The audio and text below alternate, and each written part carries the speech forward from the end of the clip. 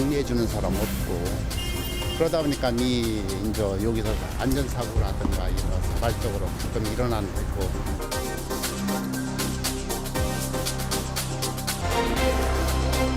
지금 유성복합터미널 개발 사업은 언제 다시 재개될지 모르는 법적 판단을 받아야 되기 때문에 그런 상황에 직면해 있는 거고.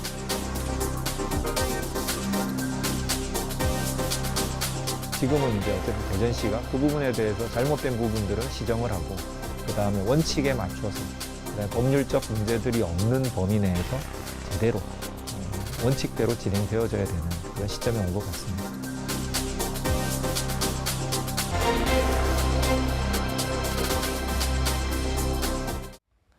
매일 버스와 승객들이 뒤엉키면서 만성적인 교통체증을 유발하는 곳이 있습니다. 바로 유성터미널인데요.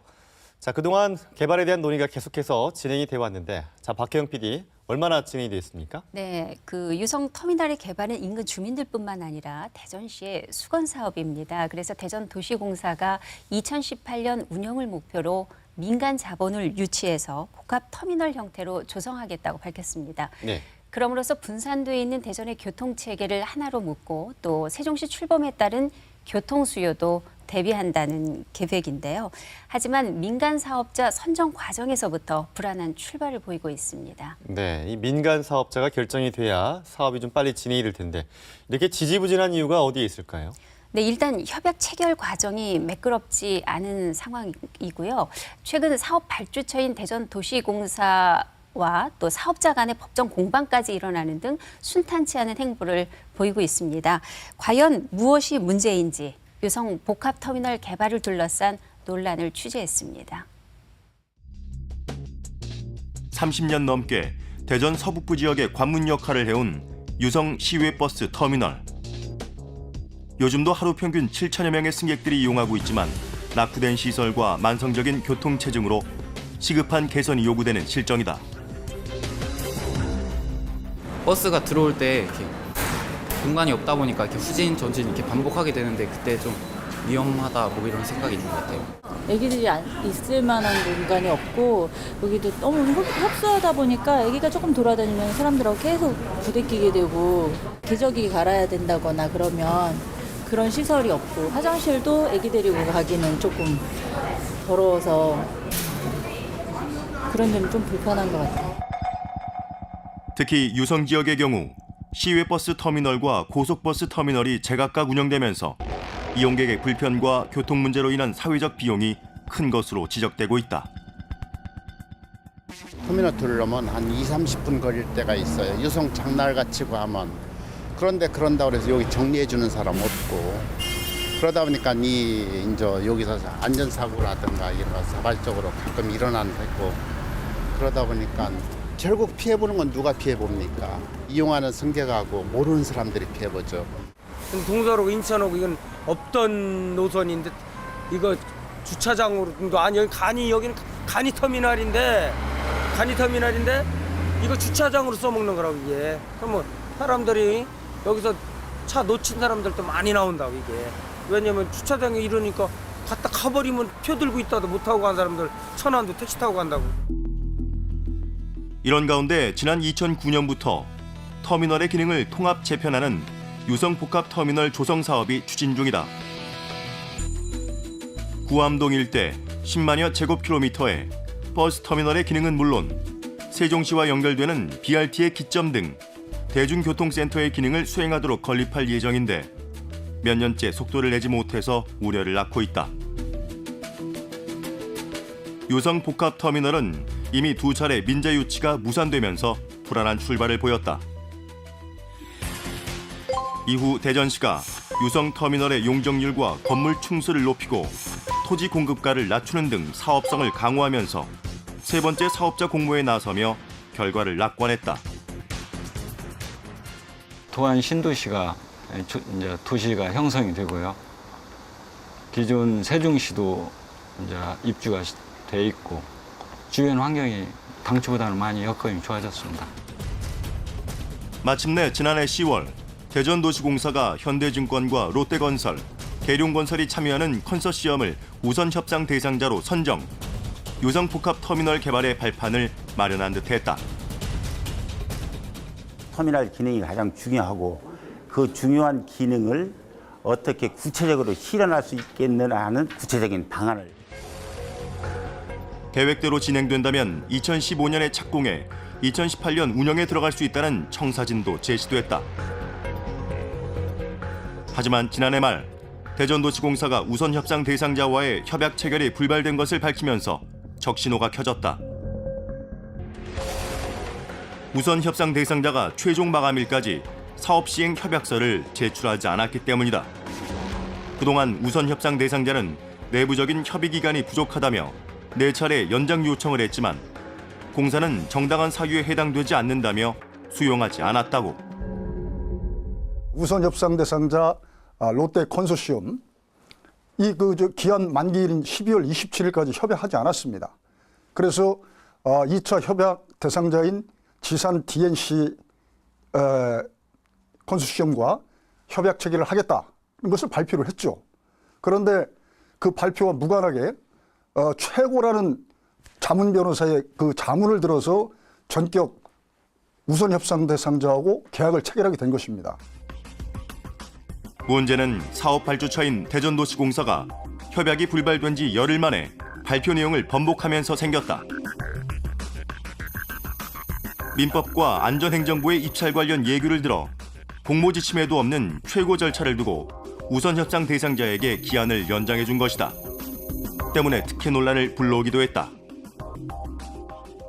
그 컨소시엄 측에 우선 협상자 지위 상실을 통보하는 공문을 발송하기 위해 그 공문을 작성해서 저희 자문 변호사에게 공문 양식에 대한 자문을 요청했더니 롯데 컨소시엄을 우선 협상 대상자로 선정하고 지금까지 협상을 진행해온 자체가 일종의 계약 행위와 유사한 것이기 때문에 어느 일방의 그 의사에 의해서 계약을 취소하는 것은 불가능하고 반드시 상대방의 의견을 다시 한번 촉구하는 그런 최고 기간을 거쳐야만 한다는 그 자문 결과를 받았습니다. 법률적인 자문에 의해서 저희가 최고 기간을 둔 것이지 특정 기업에 특혜를 주기 위해서 저희가 그 공모지침에도 없는 최고 기간을 둔 것은 결코 아니라는 점을 제가 분명히 말씀드리고 싶습니다.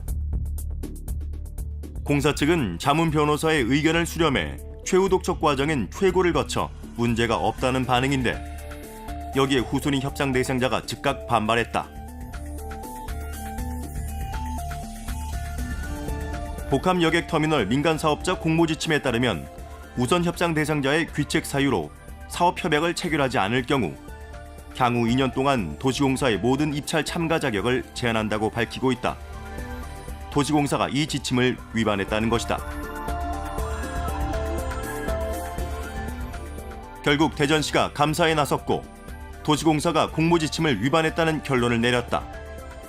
정당한 사유 없이 사업 협약을 체결하지 않으면 우선 협상 대상자의 지위를 상실한다는 규정을 따르지 않았다는 것.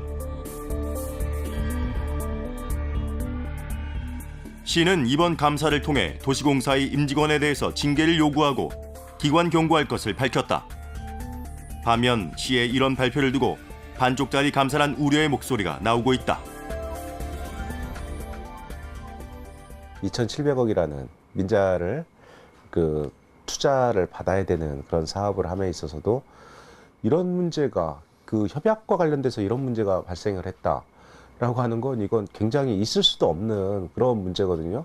결국은 우리 시 행정에 그리고 지방 공기업인 대전도시공사의 그런 행위에 있어서 굉장히 난맥상이 드러난 거고 이 부분에 대해서는 정말로 대전시가 내부적으로 한번 그 프로세스나 그런 것들을 다시 한번 점검을 해봐야 된다.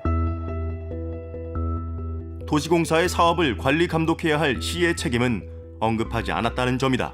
이 시책 사업을 주관하고 입안했던 곳은 대전시입니다. 그렇기 때문에 대전시의 신분이 이 계약 체결 과정에서도 이패자의 신분이에요. 그래서 저는 왜 대전시가 이런 사태가 발생할 수 있도록 방관해야 하는가? 시에서 어떻게 감사 한번 해가지고 감사 종료시켰다. 이걸로 책임을 면해서는 안 된다고 저는 생각을 해요. 그렇기 때문에 대형 시책 사업인 만큼 153만 대전 시민의 복리와 안녕을 책임지는 것이 대전시입니다. 도시공사는 산하기관입니다. 대전시에서 적극적으로 나서서 이 문제에 대한 해결 의지를 확고히 할 필요가 있다. 저는 그렇게 생각합니다. 후손이 사업자 측 역시 대전시의 감사 결과에 대해 앞뒤가 맞지 않다는 결과라며 크게 반발하고 있다. 감사 기한을 연장하면서까지 발표한 내용이지만 정작 계약 효력에 대한 판단은 사법부로 미뤘다는 것인데 갈 길이 바쁜 유성 복합 터미널. 정상적인 사업 추진에 어려움이 예상된다. 소송이 제기되는 부분, 이 부분은 뭐 저희들이 어떻게 할 수 없는 부분 아니겠습니까? 다만 소송하고는 별개로 이제 소송이 뭐 저희들 바람은 길게 안 가고 이제 조기에 종식이 되는 게 저희들은 기본적인 희망 사항이고요, 바람이고 그거하고는 별개로 저희들이 대책을 마련하고 있습니다. 현재 시와 도시공사는 가처분 신청 결과에 따라 대응책을 마련하겠다는데 만약 사업자 선정을 둘러싼 법정 공방이 장기화될 경우 그 불편은 고스란히 시민들의 몫으로 남을 것이다. 대전 시민의 입장에서 본다면은 터미널이 제때 제대로 공급이 돼야 도시계획 시설이 제대로 공급돼야 시민들의 삶이 제대로 돌아갑니다. 지금 상태에서 소송이 끝날 때까지 기다린다면은 결국은 2, 3년 동안 저희는 터미널이 없이 진행을 해야 되고 실제로 준공되는 시점까지 생각을 한다면은 한 5년 동안 저희는 터미널과 관련된 시시비비를 계속 논의할 수밖에 없어지기 때문에 잘잘못 여부를 떠나서 지금은 이제 어쨌든 대전시가 그 부분에 대해서 잘못된 부분들은 시정을 하고 그다음에 원칙에 맞춰서 그다음에 법률적 문제들이 없는 범위 내에서 제대로 원칙대로 진행되어져야 되는 그런 시점에 온 것 같습니다. 네, 터미널 개발을 기대했던 승객들에게는 참 답답한 소식이 될 것 같습니다. 법원의 결정이 나오면 그 다음은 사업은 정상적으로 추진이 되는 겁니까? 어떻습니까? 네, 빠르면 이달 중에 결과가 나올 것으로 알려져 있는데요. 사업자 공모에만 몇 년을 소비한 만큼 앞으로 남은 절차에 대해서 신중을 기해야 할 것 같습니다. 이번 논란을 계기로 대전도시공사는 물론이고요. 대전시 책임 있는 자세를 지적하는 목소리도 높은데요. 대형 시책 사업인데도 불구하고 시와 공사의 의견 교류가 원만하지 않았다는 지적입니다. 네. 또 추진 방식 등에 대한 사회적인 합의가 부족하다는 의견도 나오고 있습니다. 네, 터미널을 개발해야 한다는 공감대는 조성이 됐지만 어떻게 할 것인가에 관한 논의는 부족했다는 그런 말씀이신데요. 네. 과거에 용전동 대전 복합터미널 개발 당시에도 소상인들의 우려가 있었는데 유성은 어떤가요? 네, 복합터미널이 들어서게 되면 지역 경제가 살아날 것이다라는 기대가 있었죠. 예. 하지만 용전동의 경우 골목 상권의 희비가 엇갈리고 있는데요. 그래서 유성 복합터미널 조성에 대한 걱정스러운 시선도 있습니다. 현재 유성 시외버스 터미널 인근에는 오랜 역사를 가진 재래시장을 중심으로 상권이 형성돼 있다. 저렴하고 질 좋은 농특산물 등을 도심 한가운데서 만날 수 있고 터미널 주변에 있다 보니 외지 손님들도 많이 찾는 곳이다. 하지만 시외버스 터미널의 이전이 추진되면서 상인들의 근심이 커지고 있다. 이 상인들이 살 길은 그래도 좀 이웃 간에 정이 있으면서 타지에서 서구나 이 동구 쪽에서도 재래시장 5일장이 쓴다고 해서 방문도 하고 해서 겨우 명맥을 유지하고 있는데 그게 있으면은 그 좋은과 득과 실이 있어갖고 원하지 않는 상황이죠 지금. 상인들은 터미널 건설의 필요성은 공감하지만 대형 유통업이 입점할 경우 유성 지역의 상권이 무너진다는 주장이다. 이 상권이 유지하고 있는 것은 다양한 업종이 있다는 조건하에 여기 사람이 응집하는 거지 무슨 뭐 대형 매장이 있어서 여기 유성 장대동이 형성하는 건 아닙니다. 근데 그것이 그리 편중이 된다면 이 장대동의 이 상권이라는 건 아무런 의미가 없게 되죠. 양복점 하는 사람이 양복지를 왜 안 하고 세탁소로 전향하고 그래서 이 소상인들이 살 수 있는 길을 좀 어느 정도 보장을 해줬으면 개발을 하더라도 그 바람입니다. 유성 복합터미널은 민자 유치를 통해 쇼핑과 문화, 휴식 등 다양한 기능을 수행할 수 있도록 개발될 예정인데 시의 입장에선 개발 비용을 최소화할 수 있는 장점이 있다. 반면 기존 상권에 미치는 영향은 걱정스러울 수밖에 없다. 기존에 이제 그 고속버스 터미널 같은 경우에 대전 고속버스 터미널 같은 경우에 복합터미널로 이제 개발이 됐는데요. 주변 상권에 그렇게 큰 영향을 미치지 않을 것이다. 오히려 그것들이 들었을 경우에 주변 상권이 활성화될 것이다. 이렇게 예측들을 했었죠. 그렇지만은 나타나는 결과는 정반대로 나타나고 있다는 거죠. 결국은 대전시의 어떤 그 개발 논리의 어떤 타당성을 위한 대형 쇼핑 어떤 공간, 이런 것들로 인해서 결국은 대전 안에 거주하는 기존의 상인들이 생존권을 거의 그 박탈당하는 그런 현실에 이르고 있다 이렇게 보여집니다. 동구 용전동의 대전 복합터미널. 대규모 민간 자본이 투입되면서 공사 2년 만에 완공된 대전의 관문이다. 주말에는 3만여 명이 이용할 정도로 터미널의 수송 능력이 향상돼 유동인구가 증가했는데 인근 상인들의 반응은 냉랭하다. 왜냐하면 거기는 편의시설이 많이 잘 돼 있잖아요. 근데 저희들은 1차적으로 주차시설도 미흡하고 또 이제 행사 부분에서도 뒤처지고 하다 보니까 그런 부분들 때문에 젊은 층들이 많이 그쪽으로 이용을 하는 것 같더라고요. 노인 양반들이 그나마 좀 찾아주시고 이용해 주셔서 저희들이 지금 견디고 있는데 많이 힘들어요. 곧 문을 닫아야 되지 않을까. 대전 복합터미널의 등장으로 골목 상권이 활성화되기를 기대했지만 오히려 매출이 줄었다고. 때문에 상인들은 유성 복합터미널도 같은 상황이 반복될 수 있다고 우려한다. 일단은 동네에 가서 이 마을이 살기 위해서는 이런 가게들이 형성이 돼야 동네 가로등 역할을 할 수 있다고 봐요, 저는요. 예를 들어 여기 가게가 불이 꺼지면 이 골목 자체가 어두워지거든요. 이제 터미널 형성 뭐 여러 가지로 뭐 이제 상점들 이런 거는 있을 수 있다고 보지만은 대형마트가 거기 같이 편입을 해가지고 이루어진다는 거는 그 동네에 있는 작은 가게들은 다 죽으라는 것뿐이 안 되는 거거든요. 대전도시공사는 백화점식 매장이 입주할 예정이기 때문에 기존 상권과 중복되지 않는다는 입장이다. 또 용전동 복합터미널의 사례를 들어 주변 상권이 활성화되는 전기를 마련하겠다고 밝혔다. 이런 가운데 최근 지역 상인들을 중심으로 유성 복합터미널 사업에 대한 반대 의견이 나오고 있다. 저희 우리 동네 가게 살리기 운동본부에서 주장하는 터미널로서의 건설은 하루에 유성터미널의 이용객이 4,000에서 5,000명 정도 되는데 그 4, 5천 명을 이용해 편익을 위한 터미널 건설로 가면 되거든요.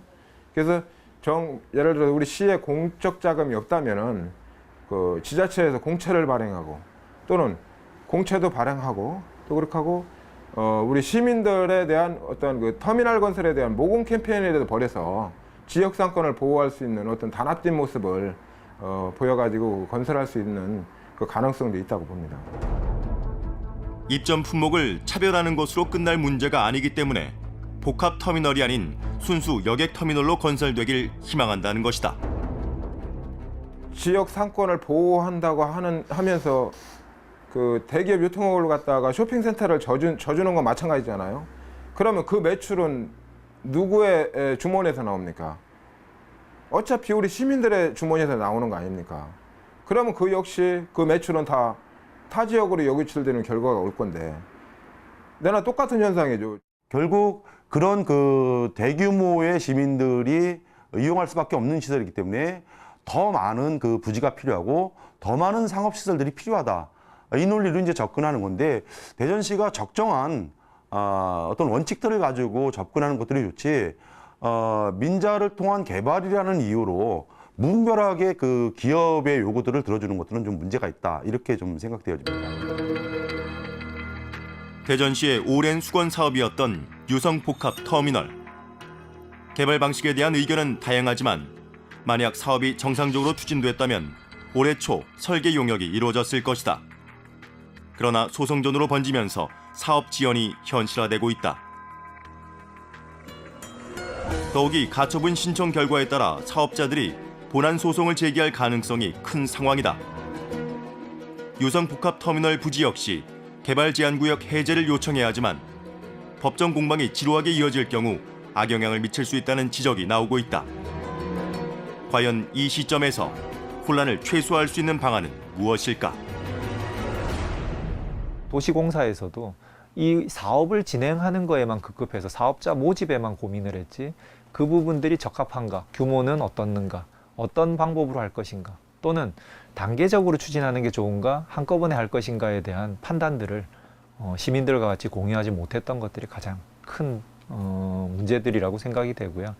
대전시가 적극적으로 나서서 행정력을 동원해서라도 또한 지금 가처분 결과가 나오게 되면은 그 결과에 따라서 우선 협상 대상자를 충분히 이해시키고 그래서 어쨌든 원만하게 합의를 도출하고 그래서 양쪽이 다 어떻게 생각하면 피해자일 수가 있는데요.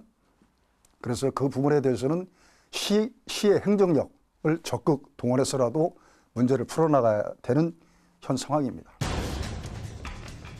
현재 대전시는 가처분 신청 결과와 상관없이 협약서의 입회자 날인을 거부하고 있는 상황이다. 감사 결과 공모지침을 위반한 절차상의 문제가 있어 입회자 날인을 할 수 없다는 입장인데 입회자 날인이 없는 협약에 효력이 발생할 수 있는지 또 다른 법적 판단이 필요해 보인다. 지금 유성복합터미널 개발 사업은 언제 다시 재개될지 모르는 법적 판단을 받아야 되기 때문에 그런 상황에 직면해 있는 거고요. 이로 인해서 대전에서 대중교통의 한 축, 도시과 도시를 연결하는 그런 교통의 한 축을 담당할 수 있는 그런 공간의 조성 자체가 연기가 됐다. 이로써 애초에 계획했던 어떤 세종시의 관문 그리고 유성이라는 도심의 그 성장 등등 전체적인 부분들이 흔들리게 되었다라고 보여집니다. 수년째 제자리 걸음을 했던 유성복합터미널 조성 사업. 본격적인 사업자 선정을 앞두고 관계기관의 미숙한 행정과 관리감독의 소홀함이 드러나면서 또 한 번의 실망을 안겨주고 있다. 사업이 본궤도에 오르기 전까지 시민들의 불편이 예상되는 만큼 이제라도 철저한 점검을 통해 출구를 마련하길 바란다. 네, 상인들은 복합시설물이 아닌 순수 여객 터미널만을 바라는 것 같은데요. 아무래도 복합터미널이 생긴다면 주변의 상인들이 큰 타격을 입을 우려가 있기 때문이겠죠? 그렇습니다. 터미널 내의 품목을 차별화해도 대형 유통업이 함께 입점을 하게 되면 편의시설이나 가격 경쟁에서 뒤처질 수밖에 없다는데요. 여기에 대해 대전도시공사는 사업자가 선정되면 주변 상인들의 피해가 최소화될 수 있도록 다양한 방법을 강구하겠다고 밝히고 있습니다. 네, 이 터미널은 우리 생활과 밀접한 시설이기 때문에 더 이상 미룰 수도 없는 사안인데요. 다양한 의견을 수렴해서 좋은 안을 찾아야 되겠죠. 네, 그렇습니다. 터미널 건설은 지역 경제에 미치는 영향도 크기 때문에 터미널 건립에만 매달릴 문제도 아닙니다. 교통 대책 등 앞으로 고려해야 할 사항들도 더 많을 텐데요. 비록 출발은 불안했지만 하루빨리 논란이 마무리돼서 안전하고 편리한 터미널이 조성될 수 있도록 대전시와 도시공사의 적극적인 노력이 뒷받침되길 기대해 봅니다. 네, 자, 박혜영 PD 수고하셨습니다. 흔히 터미널은 그 지역의 관문으로 표현됩니다. 교통 거점의 역할을 할 뿐만 아니라 한 도시의 이미지가 결정되기 때문이죠. 새롭게 탄생할 유성복합터미널 역시 시민들이 다시 찾고 싶은 공간이 돼야 할 텐데요.